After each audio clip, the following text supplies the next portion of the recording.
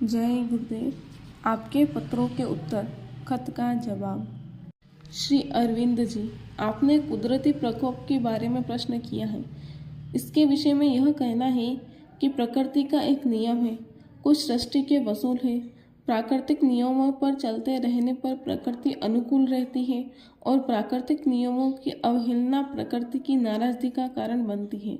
अत्याचारों से पीड़ित प्रकृति ने त्रेता में राम रावण युद्ध के रूप में आपदा खड़ी कर दी, द्वापर में महाभारत के रूप में खून की नदी बहा दी।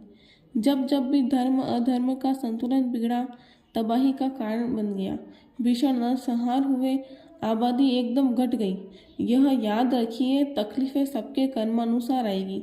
जब लोग अपने अपने धर्म पथ से च्युत होकर मांस, मछली, अंडे, शराब आदि बुद्धि विनाशक नशों का खाना पीना अतिशय मात्रा में करते हैं, तो उससे पाप कर्मों में बढ़ोतरी हो जाती है।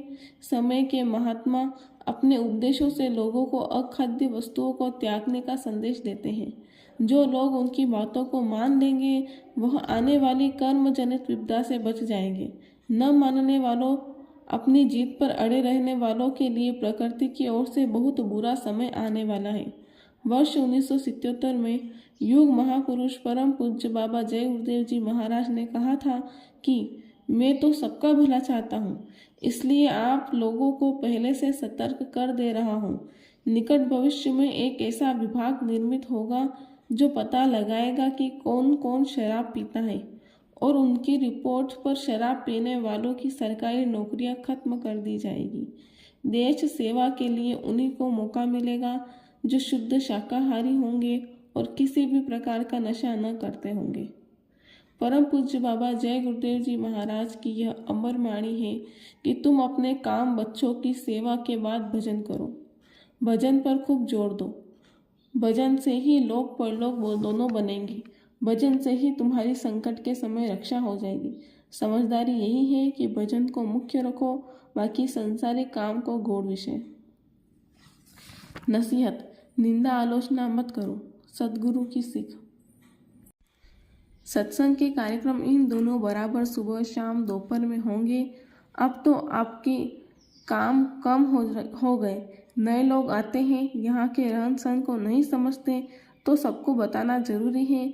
यह बात अब आपकी समझ में आने लगी है कि इसका विस्तार कितना हो रहा है। यह संत मत है, सबकी समझ में आ जाएगा। आप लोग धर्म कर्म की व्याख्या करो, अपनी बातें लोगों को सुनाओ। आपने कभी सुना नहीं होगा कि हम किसी की आलोचना करते हैं या मैंने किसी की निंदा की।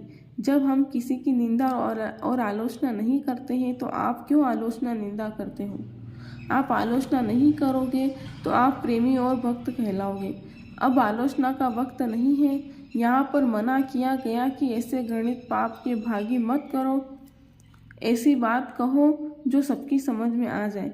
आप काम करो, लोग आपको बड़ा कहेंगे, लेकिन आप जनाओगे कि हम बड़े हैं, तो इसके माने यह कि आप मान प्रतिष्ठा के भूखे हो। मान प्रतिष्ठा मिलती रही तब तो ठीक, नहीं मिलेगा तो दुखी। फिर वह सेवा नहीं करोगे जो करना चाहिए।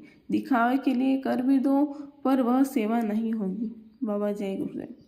शब्द अथवा नाम की जीवन का आधार है। जय गुरुदेव।